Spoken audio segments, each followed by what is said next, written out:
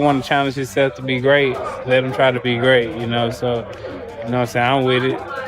Well, it's a dangerous fight. Yeah. Because Joshua's going to try to make an example out of him, for sure. And will. I mean, I think Joshua's one of the biggest one-punch KO artists ever. I don't think that Jake would have enough time, seeing as he's already undersized. He's not a real heavyweight, and this is Anthony Joshua we're talking about. Anthony Joshua has just received one of his loudest endorsements yet, and it comes from none other than Errol Spence Jr. In a recent interview, the former unified welterweight champion didn't hold back when asked about the buzz surrounding a potential Anthony Joshua versus Jake Paul showdown. Spence made it crystal clear that if Jake steps into the ring, he's walking straight into a demolition zone. According to Spence, Joshua's size, raw power, and elite championship experience would overwhelm the YouTuber turned boxer long before the fight ever becomes competitive. Super good. I mean, super good. Tank, he's good at setting traps. You know, has crazy power that he believes in. You know, he has a great chin too because he's a guy. You know, he'll let you get out punches and he'll still be coming at you. Talk of a Joshua versus Jake Paul matchup has reignited heated debate across the fight world. Many believe this fight wouldn't just be a mismatch, but a completely one-sided demolition. Joshua, a former two-time heavyweight world champion, brings elite skill, devastating knockout power, superior size and reach, and years of hard competition at the highest level. In a recent interview, Joshua made his intentions very clear. When asked if winning on points would be enough, he responded bluntly, a decision victory wouldn't cut it. He's coming to seek and destroy. Jake, do you think he can hurt him? I know it's a ridiculous thing to say, but in Jake's mind, he's coming off a knockout loss to Dubois. Is it possible that Jake does better than people expect? Do you think it's going to be a round one stoppage? That's what I'm asking you for AJ. Like, do you think it could be going any other way? I don't know. Honestly, if it's a real fight, which I don't know if it is or not, he could get like really hurt. Really, like it could be like whoever sanctioned it. Let's hope if something bad does happen, let's hope you can sleep at night. So let's say, innit? Let's hope you can rest easy if he gets severely hurt, which is a high possibility. I know you don't love Jake Paul, you don't like him. Would you be happy to see him get beat up like that? I don't hold no ill towards Jake. Don't give a shit about him really. If I ever end up fighting him, great. If I don't, he's not someone I think about. Yeah. He's clever and he's made a lot of money, but he's you know, it's a bit of an embarrassment at times, isn't he? That same confidence is echoed by insiders and experts close to the sport. Promoter Eddie Hearn has predicted a quick night for Jake Paul once real fighting begins.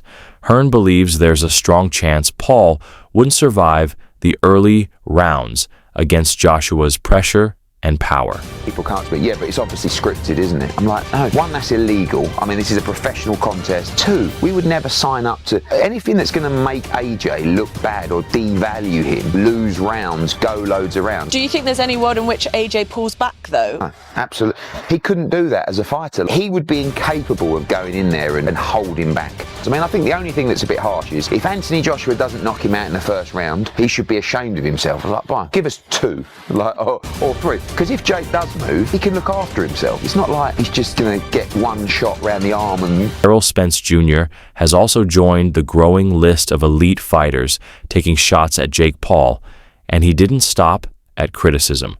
Spence openly mocked the idea that Paul belongs anywhere near true world-class competition.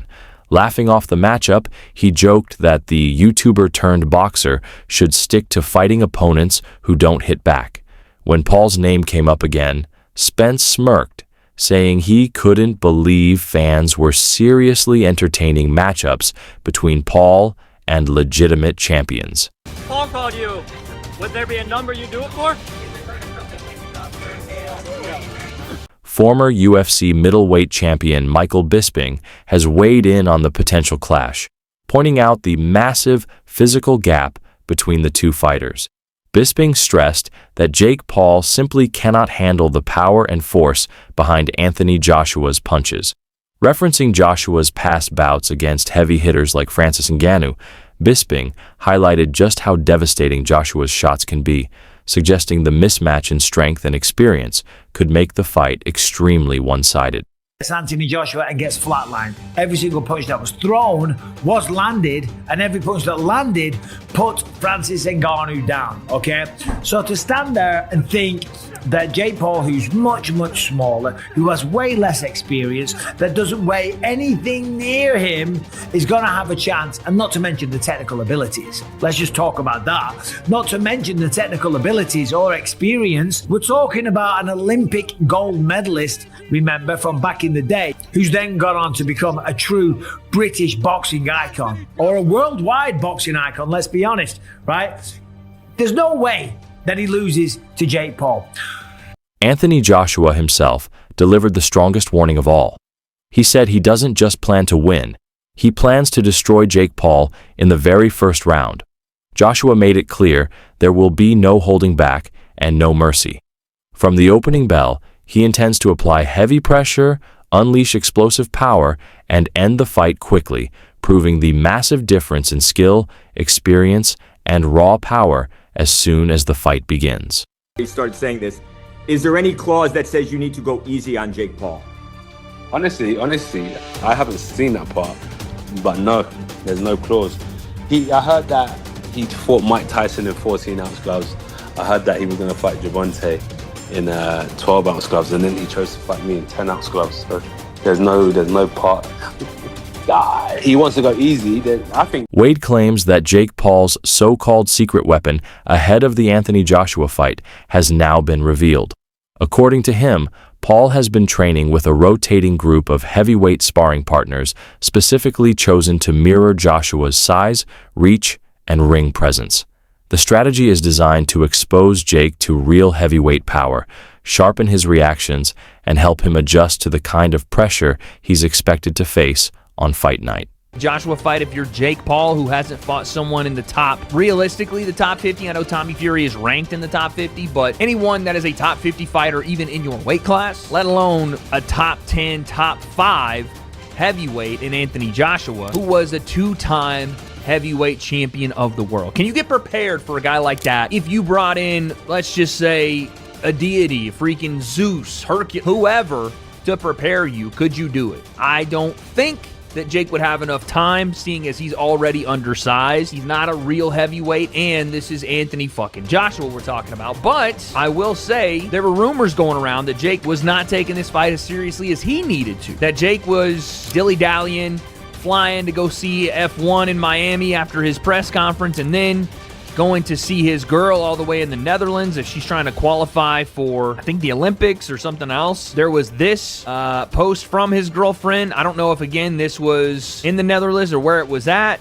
or maybe this is an old picture, but Jake flying around the world when he has a fight in about 4 weeks is probably not the greatest look, and it doesn't seem to make it look like he's taking it as serious as he needs to. Locked away in the gyms of Puerto Rico. Now, again, that could have been a different picture. That could have been something else, but that's pretty shocking to see. With that being said, I want to push back on that because I do think Jake is taking this as seriously as he absolutely needs to, because this is not only the toughest fight of his career, it's the most dangerous to the longevity of his career, to his health and well-being. And so to do something like that, you need to bring in the best help possible to get ready. We already heard that Jake Paul was preparing for Anthony Joshua by sparring the guy that Anthony Joshua was about to fight in Cassius Chaney. This gentleman right here, who was 24-3 from B-More, aka the DMV, and apparently is a top 100 heavyweight, even though it doesn't say. Wade also points out that Joshua's combination of size, experience, and technical ability is far beyond anything Jake Paul has previously encountered.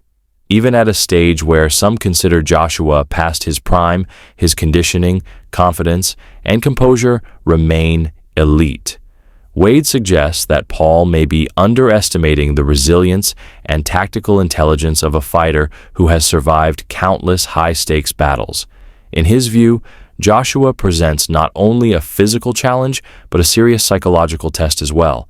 If, again, in some world that actually happened, boxing in the UK has to die if that happens. Boxing as a whole has to take a look in the mirror if Jake walks out and knocks out Anthony Joshua in the first round. This is why I said AJ has the most pressure maybe on any boxer ever with this fight, because it's not for a world title, but it's essentially for the legitimacy of the sport. Like, without saying it, not because Jake doesn't have actual legitimate, boxing match, nothing like that, but because Jake shouldn't be in a ring with Anthony Joshua ever in his career. From when he started to what he is right now, Jake has not shown the skill, the ability yet to be in a ring with any former champion that's still in the game at heavyweight. So if he's able to not only go in there, I said survive more than 3 rounds, but knock AJ out, dude, the sport will have to drop a nuclear bomb on the sport, all of it. I'm honored to be here. I'm happy to be here. I think December 19th is going to be crazy, though. I think the center's going to be buzzing, just crazy energy in that room. I think it'll be really good. So now, remember, I took a year out of the game to refresh because I was just piling on more and more baggage. I just feel fresh. I feel rejuvenated. It wasn't like I took the year out in vain. I had a purpose, and I'm just living. No, you look fresh. I feel good, man. I feel good. I've been training hard. I'm close to the weight that I need to be at for the fight. I feel good. He's done me a favor. Walking around bulky and heavy. I feel quick. I feel amazing. So I'm looking forward to the fight. Oh no, dude, the weight's gonna backfire now too. That's what you're telling me? You're telling me that Jake having AJ cut the weight down to 245 is actually gonna make him more of a machine? It's gonna help his gas tank. It's gonna help him be lighter and quicker on his feet. The things that Jake said he's not. Gonna help him feel more loose and not as stiff. Fuck! Backfiring again. Everything. Damn, dude. Because he's already a big guy, and that makes sense. One of the things that you naturally do in a boxing camp is lose weight by doing cardio and obviously training and sparring and everything. But now all you're doing is having AJ get in better shape because he's just going to run more. He's already on weight, apparently. By the way, this him saying this all was from a video 3.5 weeks ago. But when you go to AJ's Twitter, Derek Chisora offers a very different perspective. For him, this fight isn't about competition, skill comparison, or legacy at all. Chisora believes the entire event is driven by business. He argues that fans shouldn't treat the matchup as a career-defining moment, but rather as entertainment created for attention and financial success. In his eyes, Anthony Joshua versus Jake Paul is less about sport and more about smart promotion that benefits everyone involved. AJ against Jake, but what sort of gulf do you expect to see? Listen, we are in the game of entertainment. Either entertainment in the ring or on the football pitch, it don't matter. It's called entertainment. People are going to buy tickets to go watch Jake Paul and Anthony Joshua fight. We're all entertainers, either way. So I'm happy. I'm so happy for AJ because he's doing this for himself. And you have to understand, you have to give so much respect to Jake Paul. Whatever he says, he makes it happen. Before he was like he wants to fight Anthony Joshua and people were laughing at him. And then suddenly it's happened and people are like, wow, what's going on here? So kudos to that kid, man. He's very good at promoting everything he does. Derek, do you reckon there's a bit of jealousy from other boxers and even like pundits flying around as well? Because even since it's been announced last night and today, I know the biggest jealousy pundit you guys have in that is Simon Jordan. I'm telling you right now, Simon Jordan right now, he must be suffering. Continuing that theme, Chisora expands on the idea of entertainment. He explains that whether it's boxing or football, the core of the industry is entertainment. People will buy tickets, tune in, and generate massive interest. Chisora says he's happy for Joshua for doing what suits him, and he also gives credit to Jake Paul's promotional skills. According to Chisora, Paul has a rare ability to speak things into existence. What once sounded ridiculous has now become reality, and that alone deserves respect. He also suggests that some criticism surrounding the fight may stem from jealousy within the boxing world. What's happening with that? I couldn't give 2 Fs about Jake. Do not care. I can't wait to see Jake Paul get absolutely starched by AJ. I messaged AJ and I said, brother, if this guy is able to get out that ring within 8 rounds, you haven't done your job good. Did he You reply? haven't done your job well. Yes. Yeah, I talked to AJ, bro. He said he's going to do a madness, yeah. Would you get in the ring with Anthony Joshua? No. Yeah, he's stupid. He's an idiot. He loves the fame and he loves the money. So ultimately, if you're just that money hungry and that fame hungry, you're going to just do whatever. You don't care what it is. So getting in the ring with AJ, he's there like in his head probably thinks, yeah, you know what? I've got this. Also, I'm going to get a load of money and I'm going to get a load of fame from this. But is it KSI, known for his rivalry with Jake Paul and his own boxing journey, adds fuel to the conversation in his trademark blunt style. He revealed that he personally messaged Anthony Joshua with a clear demand. Don't let the fight go 8 rounds under any circumstances. KSI believes that if the bout lasts that long, Joshua would be failing to meet the expectations placed on a world-class heavyweight.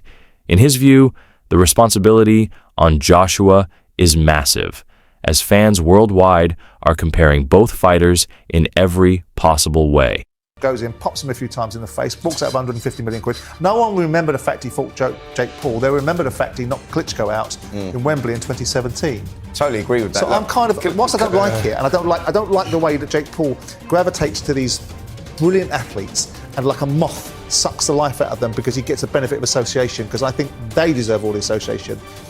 But he is a and there was opportunity there, wasn't there? Listen, commercially, of course it works because it'll be huge and there'll be a load of money on the table. For Anthony Joshua, it's like sort of, he's going to get rewarded very well with no risk, minimal risk, no risk at all. He's going to go in there and he may then put all this stuff to bed with Jake Paul and calling out all these different champions, etc., etc. So, of course it works. And when you're talking about, the credibility that Joshua's going to get, he's not going to get none now, but are people going to remember that? Of course they're not. Like, when he goes on to do what he does, didn't Muhammad Ali have some sort of strange fight in the middle of his career? Didn't he box? Yeah, he did. He boxed some non-boxing guy and whatnot. Like, people don't remember that. That's what I'm saying. Look, us as boxers, we don't remember stuff like that. It was replicated in Rocky. He did a version of fighting Thunderlips, didn't he? So Former boxer and current analyst Spencer Oliver approaches the matchup from a broader perspective.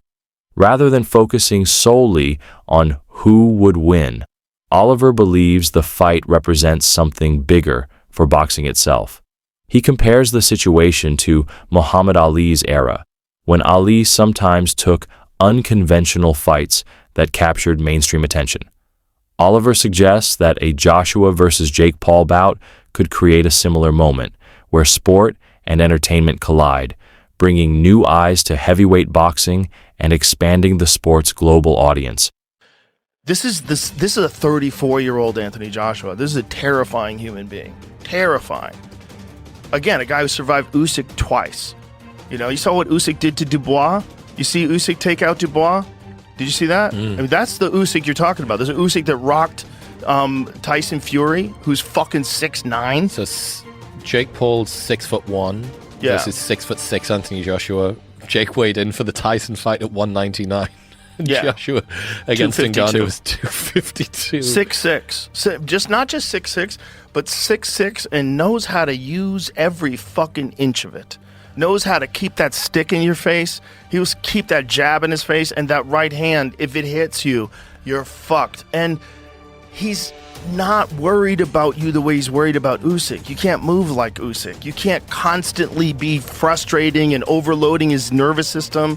Usyk is overloading every aspect of your senses at every moment. He's constantly moving, and then punches are coming, and he loops punches around your guard, and he's constantly shifting his feet, and you think he's going to be there, and he's over here, and it's like this overload of thinking.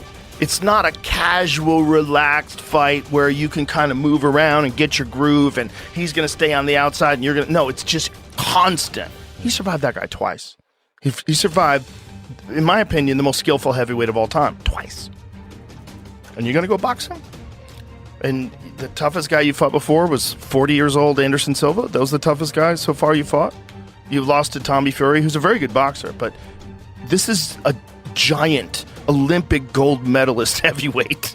I mean, Anthony Joshua is fucking Here's the terrifying. thing that nightmares are made of. And he's got that one-punch nuclear power. One punch. Joe Rogan has also weighed in, questioning the practicality of Jake Paul's approach. Rogan argues that even an older Anthony Joshua remains in peak condition, maintaining confidence, agility, and sharpness.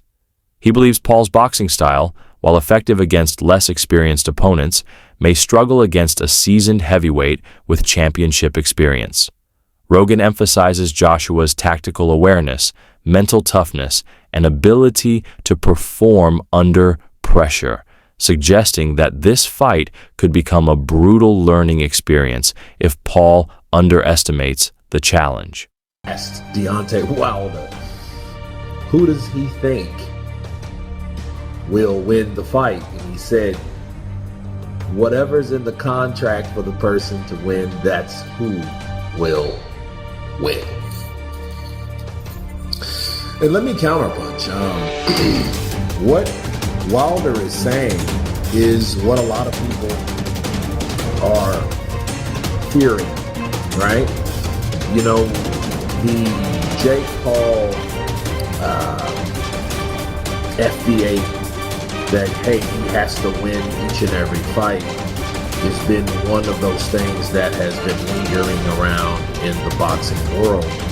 As we've seen about Mike Tyson, and Mike Tyson seeing him pulling punches or appeared to be pulling punches and not really trying to fight Jake Paul. And I reminded people that it was an exhibition. And despite how it was billed and what Mike promised to do, I think none of those guys were just trying to hurt each other. You know, I think Jake Paul was actually just trying to, just share the ring with the legend. You know what I mean? To be honest, he made sure he won, sure, but, he didn't try to go out of his way to hurt Mike like he did, like he dropped Anderson Silva, or he knocked out